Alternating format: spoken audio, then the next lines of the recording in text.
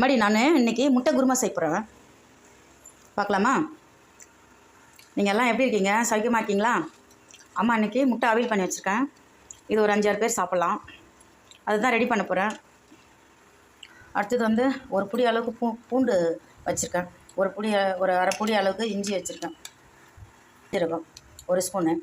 அடுத்தது ஒரு 4 தக்காளி கட் பண்ணி வச்சுருக்கேன். இது வந்து தண்ணியில் வந்து ஒரு புடி அளவுக்கு இது கருவேப்பிலை வச்சுருக்கேன். இதை வந்து தக்காளி பழத்தோடு போட்டு நைஸாக அரைக்க போகிறேன். ஏன்னா இது வந்து கருவேப்பிலை மூஷாக போட்டால் பிள்ளைங்க எடுத்துருவாங்க. நான் நைஸாக அரைச்சி செய்கிறேன். முடிக்கு ரொம்ப நல்லது இது. அதனால் இதை நான் ஃபுல்லாக அரைச்சிடுறேன். 3 வெங்காயம் கட் பண்ணி வச்சுருக்கேன். அடுத்தது குருமா இறக்குறப்ப அரைச்சி ஊற்றுறதுக்கு ஒரு ஸ்பூன் வெள்ளை எள்ளு, ஒரு 5-6 முந்திரி ஊற வச்சு வச்சுருக்கேன். ஒரு 2 தேங்காய் பற்ற வச்சுருக்கேன். இப்போ இது எல்லாத்தையும் போட்டு நம்ம ஒரு குருமா தாளித்து மதியம் பிள்ளைங்களுக்கு லஞ்சு கொடுக்க போகிறேன். நைட்டுக்கு டிஃபனுக்கும் இது யூஸ் ஆகும் கண்டிப்பாக. சரி, செய்யலாமா? வரீங்களா? பூண்டு, பெருஞ்சீரகம், இஞ்சி நைஸ் பண்ணி வந்துடுறேன். அம்மா வந்து இந்த முட்டை குருமா வந்து கறி குழம்பு மெத்தடு தான் வைக்க போகிறேன். அதில் வந்து ஒரு 5-6 கிராம்பு, 5-6 பட்டை ரெடி பண்ணிக்கிட்டேன். அடுத்தது வந்து ஒரு 3 ஏலக்காய் போட்டுக்கிறேன் கண்ணு. இதை அப்படியே போய்ட்டு நைஸாக அரைச்சிட்டு வந்துடுறேன். அடுப்பு பற்ற வச்சுட்டு வானல் வச்சுக்கிட்டேன். வானல் காஞ்சிடுச்சு. ஒரு 6 ஸ்பூன் எண்ணெய் விட்டுப்போம்.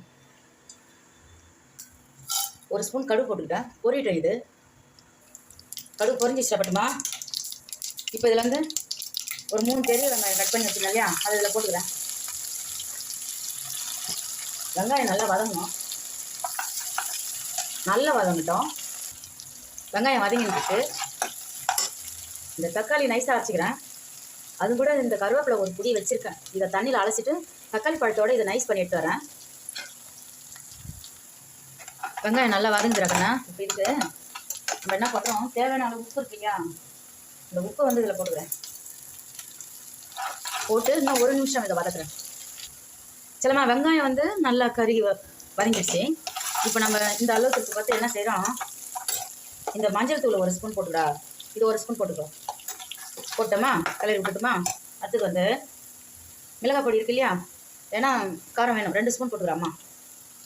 இது நான் 2 ஸ்பூன் போட்டுக்கிறேன் தானே, வதக்கிடுறேன்.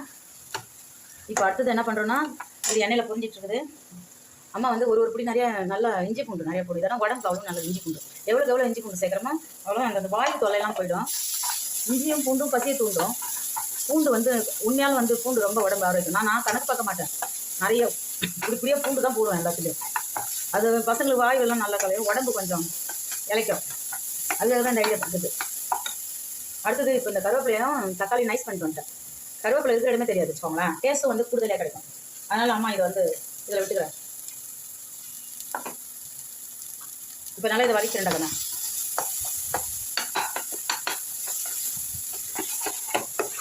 இதை வந்து நான் ஒரு நிமிஷம் 2 நிமிஷம் அதை வதக்கிறேன். நல்லா கொஞ்சம் வதங்க 1 நிமிஷம் அளவுக்கு வதக்கிறேன்.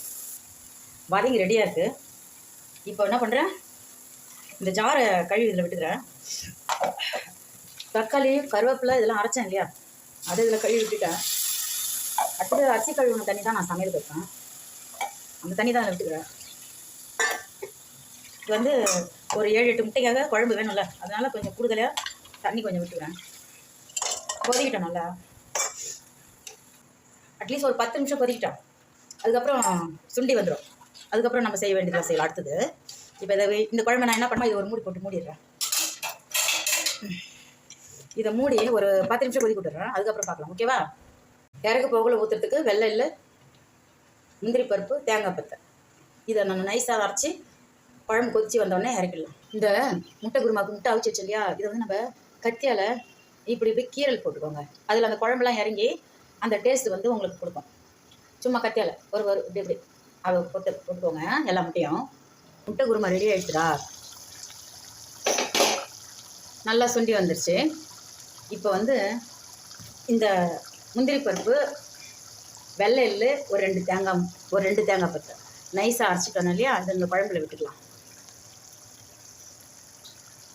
வெள்ளை எள்ளு வந்து எலும்புக்கு நல்லது, முந்திரி பருப்பும் உடம்புக்கு ஆரோக்கியம் தான். சரியா? இந்த குழம்பு வந்து காரத்தை கொஞ்சம் குறைக்கும் வச்சுக்கோங்களேன். கொஞ்சம் திட்டமான காரத்தில் இருக்கும். பசங்களுக்கு வச்சு ஓடுறதுக்கு சௌகரியமாக இருக்கும். ஜார் கழுவி விட்டுக்கிறேன். அவ்வளோதான்டா முடிஞ்சுது. இப்போ இதை நல்லா கலக்கி விட்டுக்கலாம்.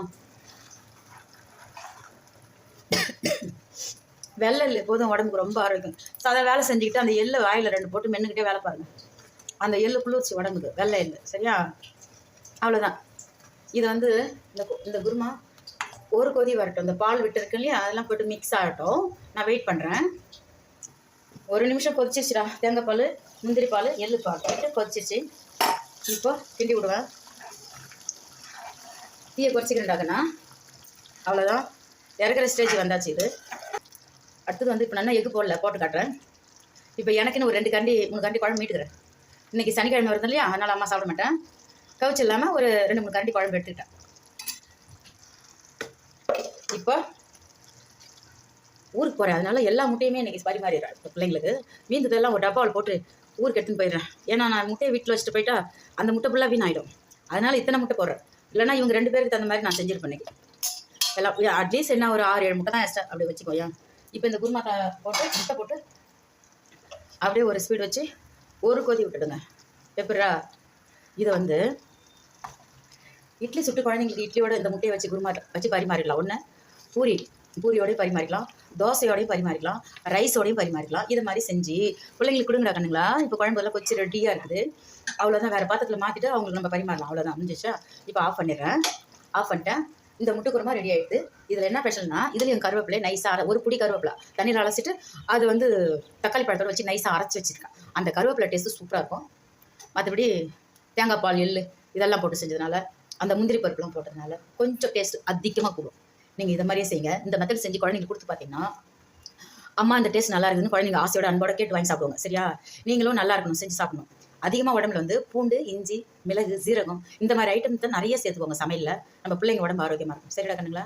நான் இன்னும் ஒரு வீடியோக்கு வரட்டுமா? நீங்கள் பத்திரமா இருங்க. பாய் பாய் பாய்.